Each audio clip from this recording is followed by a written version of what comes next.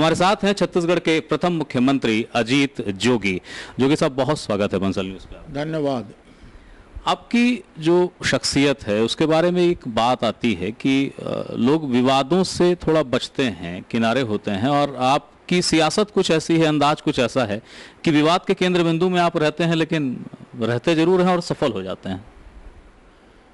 देखिए, मैं राजनीति विवाद हो या ना हो ये समझ के नहीं करता हूँ। मैं राजनीति कतिपय प्रतिबद्धताओं को लेकर करता हूँ। मैं अच्छा खासा नौकरी में था, कलेक्टर था, उसके पहले एसपी था, और मुझे राजनीति में आना कोई बहुत ज़रूरी नहीं था।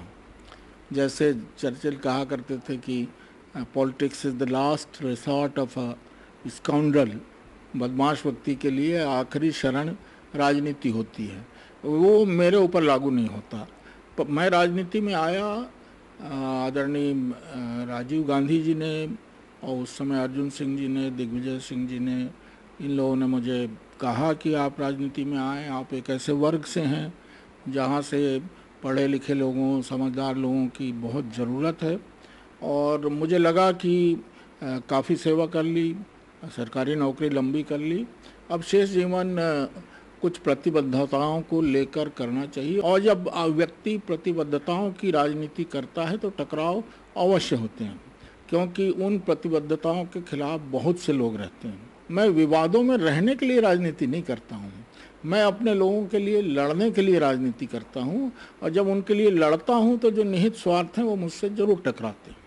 इसी बात पे आप एक बात बताइए। आपके बारे में एक बात ये भी कही जाती है कि जातिवाद को लेकर अजीत जोगी का चेहरा कुछ ऐसा है कि छत्तीसगढ़ का जो सवर्ण समुदाय है, या वो समुदाय जो ट्राइबल के घेरे में न आता हो, वो ये प्रचारित किया जाता है कि अगर आप सत्ता में आ जाएं या आपको शक्ति मिले तो आप उस वर्ग को छोड़ के शेष वर्ग को परेशान करने की हद तक जाते हैं।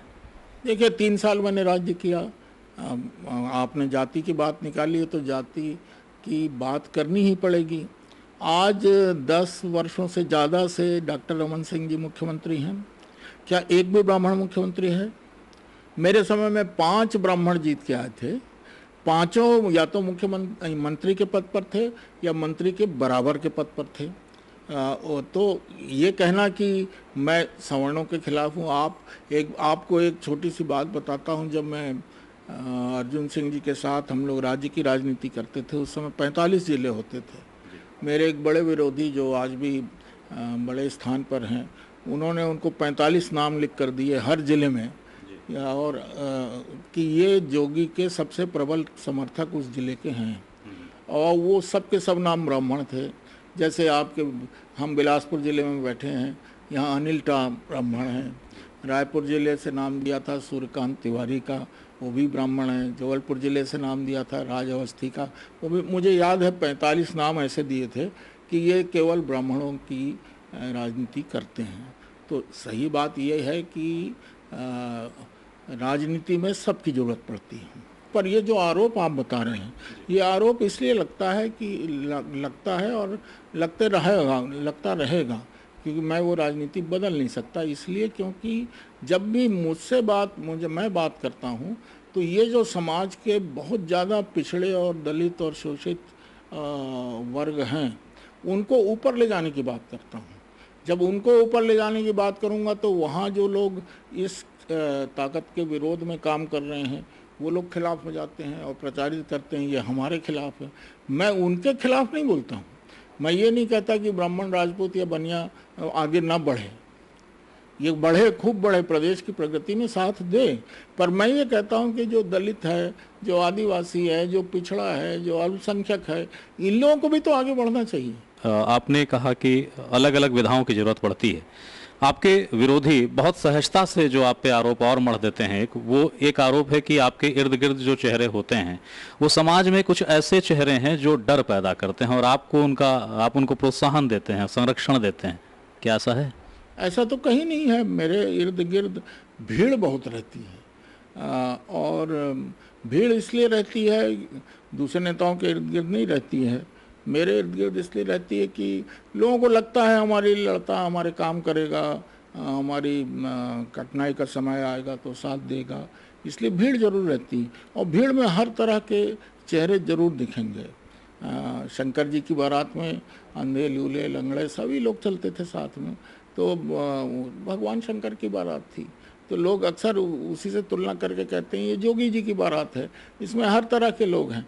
पर किसको कितना महत्व देना और किसको कितना आगे बढ़ाना, ये निर्णय आखिर नेता करता है। और मुझे इस बात को कहने में कोई संकोच नहीं कि जब मैं ऐसे फैसले करता हूँ कि भाई फला पद पर फला रहेगा, तो सारे लोग जो इस बारात में शामिल हैं, इस भीड़ में शामिल हैं, जिसमें तरह तरह के लोग हैं, वो उसको स्वीकार कर लेते हैं क्योंकि मुझे नेता मानते हैं। आप जब सियासत के शुरुआती दौर में थे, जब आपने कांग्रेस प्रवेश किया था, तो क्या स्थिति नजर आती थी कांग्रेस के पक्ष में जनमानस के बीच, और अपने आप को स्थापित करने की जो आपकी जिजीविषा थी, जो कवायद थी, वो कितनी कठिन थी? कुछ बताइए इस बारे में। देखिए, मुझे अपने आप को स्थापित करने में एक ही तरह से दिक्कत हुई, और वो ये थी कि मैं एक आईएएस अधिकारी था, और आईएएस अधिकारी और जनता के बीच में हमेशा कोई डायरेक्ट संबंध नहीं रहता है, दूरी बनी रहती है। तो सबसे पहली बार जो मुझे राजीव गांधी जी ने समझाई और कहा सन 86 में कि 86 से लेके 91 तक आप कोई पद स्वीकार मत करिए, हालांकि मैं पद देना चाहता हूं आपको, पर पद मत स्वीकार करिए, और कंधा से कंधा मिलाकर कार्यकर्ताओं के साथ चलना सीखिए, जिससे कार्यकर्ता को ये महसूस नहीं हो कि हमारे ऊपर एक अधिकारी को लाके थोप दिया गया है। तो 86 से लेके 91 तक मैंने यही प्रयास किया। पद यात्रा थी, फिर कार से यात्रा हुई, फिर एक ट्रक से यात्रा हुई। इस तरह से मैं छत्तीसगढ़, पूरे छत्तीसगढ़ को मैंने राउंड डाला, और 20,000 गाँव में बहुत ही कम ऐसे गांव होंगे जहां मैं नहीं गया और जहां मेरे लोग ना हों। क्या यही कारण है कि अजीत जोगी कभी कभी ये कह देते हैं कि अगर हेलीकॉप्टर से या आसमान से पत्थर गिराओगे तो मेरे समर्थक पे गिरेगा अगर वो छत्तीसगढ़ है? हाँ, मैं कभी कभी एक आध बार मैंने ये भी कहा है, और ये सही बात भी है कि छत्तीसगढ़ में कुछ ऐसा हो गया है कि हर विशेषकर अंतराल के क्षेत्रों में, अंदरूनी क्षेत्रों में, गांव में मेरे चाहने वालों के, समर्थकों की संख्या बहुत ज़्यादा है। और इसीलिए मैं मजाक में कह देता हूँ कि कुछ भी करो यार, ऊपर से भी पत्थर फेंकोगे तो वो पत्थर मेरे चाहने वाले के घर में ही या उसके आसपास ही गिरेगा। एक चीज़ और बताइए, आपका दावा है, आप कहते भी हैं, और आपके समर्थक आपको इस तरीके से चाहते भी हैं, तो अजीत जोगी के कहीं अंतर में कोई उनकी छुपी हुई एक चीज में कहीं से एक डिक्टेटर है, ये एक बात जो आती है, वो क्यों आती है? क्या ये कोरी कल्पना है या कहीं से कुछ ऐसा है जो आपको उस कदर आक्रोशित करता है? देखिए, कुछ बातों में मैं बहुत तानाशाह से भी बढ़कर हूँ। जैसे जब मैं कलेक्टर था उस समय का इतिहास देखें, या जब मैं मुख्यमंत्री था उस समय की बात देखें, मैं असामाजिक तत्वों के लिए तानाशाह ही रहूँगा। और चाहे कई बार थोड़ा सा नियम की, कानून की सीमा से हट के काम करना पड़े, तो भी अधिकारियों को मैं उससे निरुत्साहित नहीं करता था। मैं तानाशाह हूँ असामाजिक तत्वों के लिए, मैं तानाशाह हूँ कालाबाजारियों के लिए, मैं तानाशाह हूँ मुनाफाखोरों के लिए, मैं तानाशाह हूँ जमाखोरों के लिए, मैं तानाशाह ऐसे हर तत्व के लिए बन जाता हूँ जो मुझे, मेरे आकलन के अनुसार, समाज के समग्र रूप से विरोध में खड़ा हुआ दिखता है।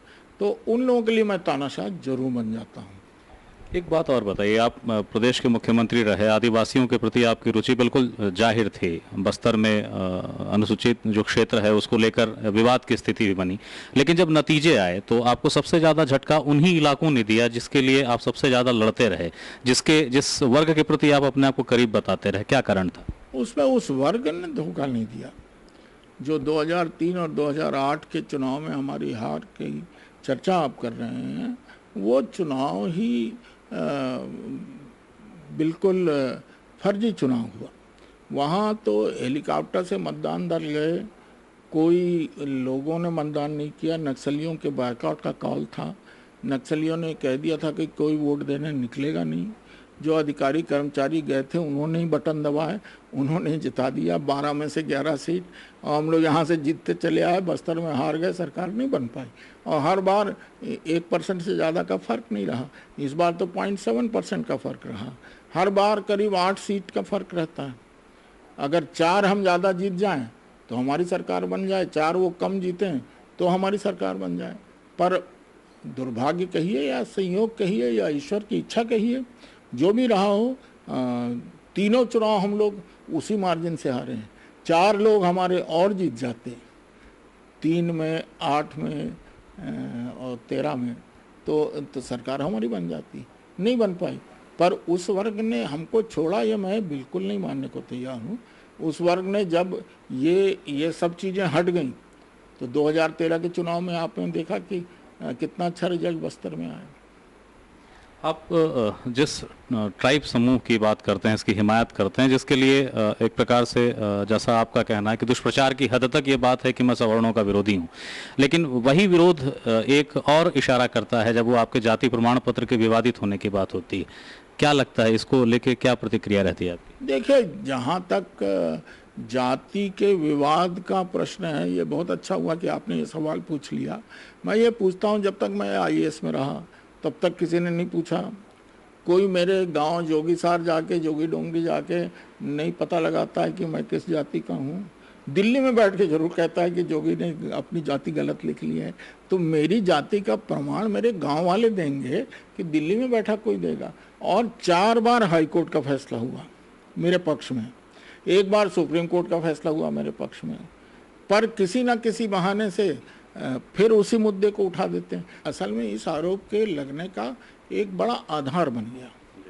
मैं पढ़ने लिखने में अच्छा था, मुझे कभी आदिवासी स्कॉलरशिप लेने की ज़रूरत नहीं पड़ी, क्योंकि हमेशा मेरिट स्कॉलरशिप आदिवासी स्कॉलरशिप से ज़्यादा होती थी। जैसे मैं इंजीनियरिंग कॉलेज में पढ़ा, वहाँ मेरिट स्कॉलरशिप 100 रुपये थी प्रति माह, क्योंकि मैं मेरिट में आया था हायर सेकेंडरी में। और जो आदिवासी स्कॉलरशिप थी, मुझे ठीक से याद नहीं, 30 रुपये या 25 रुपये थी। तो कोई 25 रुपये क्यों लेगा जब 100 रुपये मिल रहे हैं? तो मैंने वो वाली स्कॉलरशिप ली। तो सबको ये लगा कि ये इस वर्ग का नहीं है, इसलिए शिप नहीं ले रहा। उसी तरह से जब मेरा आईपीएस में सिलेक्शन हुआ तो मैं ऊपर के 10 लोगों में, जब आईएएस में सिलेक्शन हुआ तो 8वें नंबर पर। तो वहाँ मुझे आरक्षण का लाभ लेने की ज़रूरत ही नहीं पड़ी। आरक्षण का लाभ तब लेता जब मैं 100 से नीचे होता। जब मैं प्रथम 10 में आ रहा हूँ तो मुझे आरक्षण का लाभ नहीं लेना पड़ा। आरक्षण का लाभ नहीं लेना पड़ा तो मुझे सब लोग सामान्य की तरह ट्रीट करने लगे। एक चीज़ बताइए, जब आप मुख्यमंत्री बने तो शुरुआत का जो आपका करीब 2 साल का कैरियर था, वो जो काम था, उसके बाद ये कहा जाने लगा था कि ज्योति बसु का इतिहास छत्तीसगढ़ में दोहराया जाएगा। आखिरी के 6-8 महीने आपको लगता है क्या कुछ गंभीर गलतियां हो गई जिसको आप रोक सकते थे, नहीं रोक पाए, इसके कारण नतीजे बड़े उल्टे हुए और ऐसा एक निगेटिव माहौल बना जिसको लंबे अरसे तक सामान्य कर पाना कठिन था? देखिए, बहुत सी चीज़ें हो गई। एक तो यानी हार के कारणों का विश्लेषण करेंगे तो बहुत से कारण बने। सब लोग कहते हैं कि चूंकि श्री विद्याचरण शुक्ल ने अलग से अपनी पार्टी बना ली, 7% वोट ले लिए, 1% वोट का फ़र्क था, इसलिए उस समय हम लोगों की सरकार नहीं बन सकती। हो सकता है कुछ हद तक ये कारण रहा हो, कुछ हद तक बहुत से दूसरे कारण थे। टिकट के वितरणों में हमसे गलतियां हुई, मजबूरी में कई लोगों को टिकट देनी पड़ी जिनको हम लोग नहीं चाहते थे। उसके अलावा जब जैसा आप पहले खुद ही कह चुके हैं कि बस्तर के प्रति हम इतने आश्वस्त थे कि हम बस्तर की तरफ निगाह ही नहीं रख रहे थे। जब मुझसे कहा गया कि बस्तर में सीआरपीएफ की 145 कंपनियां अतिरिक्त भेजी जा रही हैं चुनाव के लिए, मुझे इनकार कर देना था, क्योंकि उसके पीछे एक साजिश थी केंद्रीय बल के सहारे फर्जी वोटिंग कराने की। मैं उसको मुगालते में रह गया। मैंने समझा कि ज़्यादा फोर्स आएगा तो ज़्यादा शांति बनी रहेगी, आ जाने दो। वहाँ केंद्र के दो दो केंद्रीय राज्य मंत्री, गृह राज्य मंत्री जाके पूरे चुनाव में बैठे रहे। मुझे समझना था कि क्यों बैठे हैं, पर मैं नहीं समझ पाया। मैंने हर चीज़ को एक सकारात्मक पक्ष से लिया कि अगर ज़्यादा फोर्स भेजा गया है तो अच्छे के लिए भेजा गया है। अगर गृह मंत्री वहाँ पर बैठे हुए हैं चुनाव कराने के लिए, केंद्र के गृह मंत्री, तो बहुत अच्छे के लिए बैठे हैं।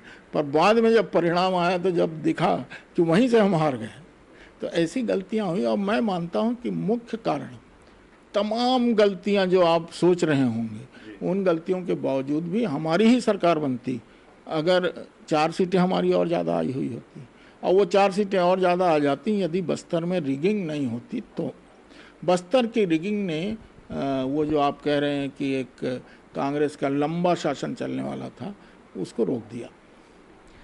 आप एक चीज़ बताइए कि माओवादियों को लेके अजीत जोगी का लहजा नर्म क्यों होता है? जब वो मुख्यमंत्री थे तब भी वो कभी सख्ती से बात नहीं करते थे, अब भी जब बात निकलती है तो वो उतनी सख्त बात नहीं कहते, क्या वजह है? मैं ये मानता हूँ कि माओवाद कोई व्यक्ति नहीं है जिसको आप मार डालो।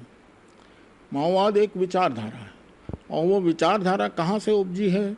शोषण से, गरीबी से, अन्याय से, अत्याचार से दुखी होकर वो विचारधारा उपजी। उसका एक विकृत स्वरूप सामने आ गया। जो इस विचारधारा को लेकर आगे चले थे वो इस विचारधारा में ही नहीं रहे, लूट खसौट में भी लग गए, फर्जी वसूली में लग गए, जबरिया वसूली में लग गए। ये सब बातें हुई हैं, विकृतियां आई हैं। पर विकृतियों के बावजूद माओवाद का अगर सामना करना है तो उसके जड़ पर हमको प्रहार करना बहुत ज़रूरी है। इसलिए मैं कहता हूं कि तीनों मोर्चों पर माओवाद से लड़ना पड़ेगा। सामाजिक और आर्थिक मोर्चे पर, कानून और व्यवस्था के मोर्चे पर, और राजनीतिक पहल के मोर्चे पर हमको लड़ाई लड़नी पड़ेगी, तभी हम लोग सफल हो सकेंगे। ये जो अभी चल रहा है पूरा, ये केंद्र का एक नया विजन आ रहा है कि हम लड़ेंगे नक्सलवाद से, राज्य कह रहा है कि हम लड़ेंगे नक्सलवाद से, ये जिस तरीके की नीति से लड़ाई चल रही है, आपको लगता है कि ये वो नीति है जिससे सफलता मिल जाएगी? मैं नहीं सोचता। जब तक आप उस क्षेत्र का विकास नहीं करेंगे, जब तक उनको मुख्य धारा में नहीं शामिल करेंगे, माओवाद खत्म हो जाएगा, कोई और वाद चालू हो जाएगा। शोषक कब तक सहेगा शोषण को? कभी ना कभी तो वो शोषण के खिलाफ लड़ाई लड़ेगा ही। ये तो विश्व का इतिहास जिन्होंने नहीं पढ़ा हुआ है वो इसकी गलती करते हैं। माओवाद का अगर निराकरण करना है, जड़ मूल से निराकरण करना है, तो वहाँ उस क्षेत्र को मुख्य धारा में लाइए ना। मुझे जो सबसे बड़ा डर है जिससे मैं इस नीति का विरोध करता हूँ, केवल बल के इस्तेमाल की नीति का विरोध करता हूँ, वो सबसे बड़ा डर मुझे ये है कि किसी के चेहरे पे नहीं लिखा कि ये माओवादी आदिवासी हैं। वो आदिवासी, उसी गांव में एक आदिवासी नक्सली है, एक आदिवासी बेचारा बिल्कुल निर्दोष है। जब आप नक्सली के नाम से उसको मारने जाएंगे तो होगा क्या? जो नक्सली नहीं है वो आदिवासी भी मारा जाएगा। जो भटक कर नक्सली बन गया है वो कोई पाकिस्तान से तो नहीं आया, चीन से तो नहीं आया, दुश्मन देश से तो नहीं आया, यहीं का आदमी है। और क्यों बन गया? मेरे या मेरे पूर्वजों की गलतियों के कारण बना ना। अगर वो गलतियां नहीं होती और हम उनको साथ लेकर चले होते तो वो क्यों नक्सली बनता? इसलिए केवल बल प्रयोग का रास्ता जो मोदी जी बोल रहे हैं कि जीरो टॉलरेंस मतलब कोई सहने की जरूरत नहीं है, गोली से इनको मारो। जब आप गोली से मारेंगे तो गांव के गांव मार डालें, क्योंकि उस गांव में कौन नक्सली है कौन नक्सली नहीं है ये आप पहचान ही नहीं सकते। बीच में एक दौर आया, आप मुख्यमंत्री पद से हटे, सकारात्मक नतीजे नहीं आए। उसके बाद कांग्रेस संगठन से आपकी कभी नाराज़गी, कभी दूरी, कभी आप खिन्न नजर आए, और इस लोकसभा चुनाव के एन पहले तक आपने ये तक कह दिया कि अब मैं संन्यास लूँगा, मैं नहीं करूँगा सियासत इस चुनावी पूरे वर्ष में। वो अजीत जोगी जो राजीव गांधी की वजह से सियासत में आए, जिनका गांधी परिवार के प्रति समर्पण उन्होंने कई बार जाहिर किया, फिर क्या हुआ था? ये खिन्नताएं, ये संन्यास की हद तक बात क्या हो गया था ऐसा? देखिए, संन्यास शब्द का इस्तेमाल मैंने कभी नहीं किया। मैंने तो ये कहा था कि पश्चिम के राष्ट्रों में ये एक स्वस्थ परंपरा है कि जो बहुत व्यस्त राजनीतिज्ञ होता है वो सेबेटिकल लेता है, मतलब 1 वर्ष का 2 वर्ष का राजनीति से बिल्कुल अलग हो जाता है। किसी वहाँ ज़्यादा फैशन ये है, बड़े पढ़े लिखे लोग होते हैं, जैसे किसिंजर विदेश मंत्री नहीं रहे तो हार्वर्ड में पढ़ाने चले गए, प्रोफेसर बन गए। 1 साल 2 साल 5 साल जितना उनको बिताना होता है वो राजनीति से हटकर व्यतीत करते हैं, फिर अपने जीवन को नए सिरे से सोचते हैं। जो जीवन में उनको करना था और राजनीति की व्यस्तता के कारण नहीं कर पाए। जैसे मैं बहुत कुछ लिखना चाहता हूँ, नहीं लिख पाया, बहुत कुछ पढ़ना चाहता हूँ, नहीं पढ़ पाया, बहुत कुछ मेरी आध्यात्म में रुचि है, सभी धर्मों के प्रति मेरा एक अकाट्य लगाव है और मैं बहुत अंदर तक आध्यात्म में रुचि रखता हूँ। तो उस माध्यम से, आध्यात्म के माध्यम से कुछ हासिल करने के लिए कुछ समय देना चाहता था, इसलिए मैंने ज़्यादा नहीं 1 वर्ष का सेबेटिकल मांगा था। राजनीति से संन्यास नहीं, राजनीति तो सबसे गंदा नशा है। शराब छूट जाएगी, जुआ छूट जाएगा, दुनिया के बीड़ी सिगरेट सब छूट जाएंगे, गुड़ाकू छूट जाएगा, पर राजनीति ऐसा नशा है जो आपकी मरते दम तक आपके साथ रहता है। ये नशा नहीं छूटता। अक्सर आपके बारे में एक बात रहती है कि जब नदी की सतह एकदम शांत दिखती हो, आप एक पत्थर मार देते हैं उसमें। कभी अचानक आपकी तरफ से एक बयान आता है कि परिवर्तन हो जाना चाहिए, समीक्षा हो जानी चाहिए, जो नए चेहरे संगठन में अगर आ गए तो वो नाराज़गी आप छुपाते भी नहीं हो, खुल के आपकी नाराज़गी झलक जाती है। तो ये सतह पे पत्थर मार के उसमें लहर पैदा करने की आवश्यकता क्यों है? क्या शांति से काम नहीं होता? नहीं, मैं कभी ऐसा नहीं करता। मैंने राजनीति में परिवर्तन किया जाना चाहिए। इस हार के बाद सार्वजनिक रूप से सबने कहा है। हमारी कांग्रेस वर्किंग कमेटी की बैठक 3 घंटे चली। 3 घंटे हम लोगों ने क्या कहा? यही तो कहा कि अब कांग्रेस को एक नई वेशभूषा में प्रस्तुत करना पड़ेगा। हमसे बहुत सी गलतियां हुई हैं, इसीलिए तो हम 44 सीट तक आ गए। इसलिए परिवर्तन की बात मैंने कही, पर यह नहीं कहा कि अमुक व्यक्ति को परिवर्तित कर दीजिए। मैंने ये कहा कि परिवर्तन करना पड़ेगा, पूरी पार्टी में परिवर्तन करना पड़ेगा, राष्ट्रीय स्तर से लेकर बूथ लेवल तक परिवर्तन करना पड़ेगा, पर कहाँ किया जाए ये आदरणीय सोनिया जी के विवेक पर छोड़ना चाहिए। मैंने कभी ये नहीं कहा कि महाराष्ट्र में परिवर्तन कर दो या गोवा में परिवर्तन कर दो या आसाम में परिवर्तन कर दो, ऐसा मैं नहीं कहता हूँ।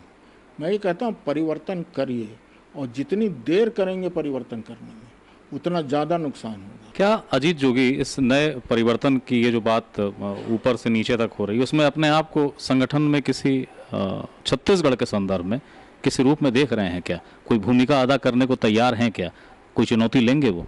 देखिए, अजीत जोगी क्या करेंगे ये अजीत जोगी ने कभी तय किया ही नहीं। मैं तो लोकसभा चुनाव नहीं लड़ना चाहता था।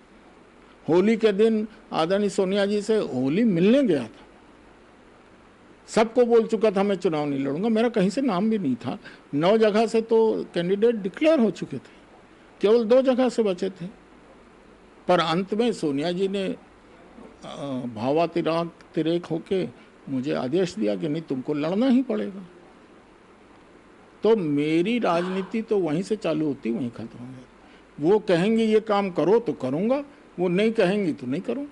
क्या ये सही है कि लोकसभा के पहले अजीत जोगी एक पृथक से राजनीतिक पार्टी बनाने की कवायद में थे, इस मंशा में आ गए थे कि उनके समर्थकों का दबाव था कि अब नई पार्टी बना लें? ये बात बार बार उठती है, और 2003 की हार के बाद से लेके अब तक मेरे समर्थकों का एक बहुत बड़ा समूह है जो बार बार मुझसे कहता है कि अगर ममता जी सफल हो सकती हैं, शरद पवार सफल हो सकते हैं, वो रेड्डी जी का पुत्र वहाँ सफल हो सकता है आंध्रा में, तो हम लोग क्यों नहीं सफल हो सकते?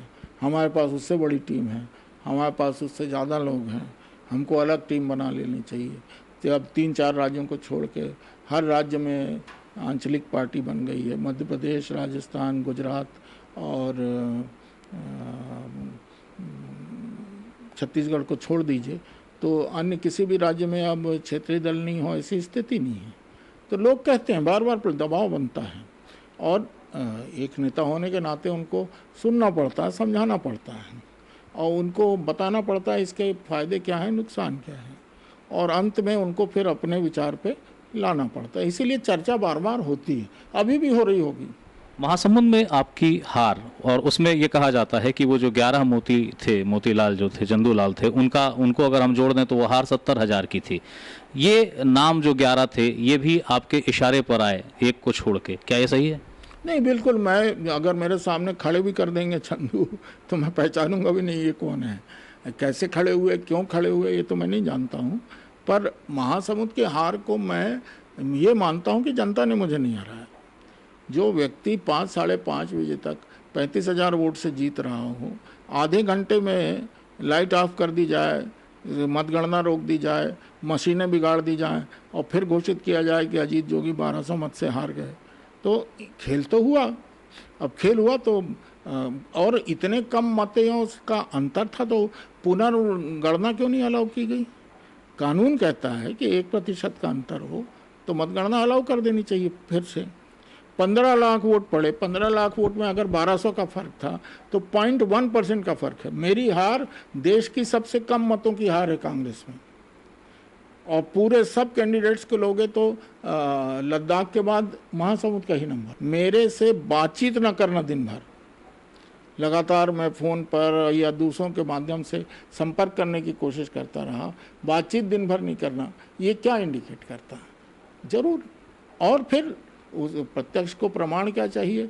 उसी कलेक्टर को चूंकि मुझे हरा दिया इसलिए दूसरे या तीसरे दिन प्रमोट करके दुर्ग जैसे बड़े जिले का कलेक्टर बना दिया। सियासत के इस चरण में जो नया छत्तीसगढ़ चल रहा है, जिस तरीके से कांग्रेस छिन्न भिन्न है, लोग निराश हैं, अजीत जोगी किस भूमिका में रहेंगे, क्या करना चाहेंगे, क्या है उनका ड्रीम प्रोजेक्ट, क्या है? ये जो सोनिया जी कहेंगे, एक लाइन का उत्तर है, जो सोनिया जी कहेंगी कुछ मत करो तो कुछ नहीं, कहेंगी ये करो तो ये, 24 घंटे करो तो 24 घंटे करेंगे। बहुत बहुत धन्यवाद दिल खोल के बातें करने के लिए। ये थे हमारे साथ प्रदेश के पहले मुख्यमंत्री अजीत जोगी।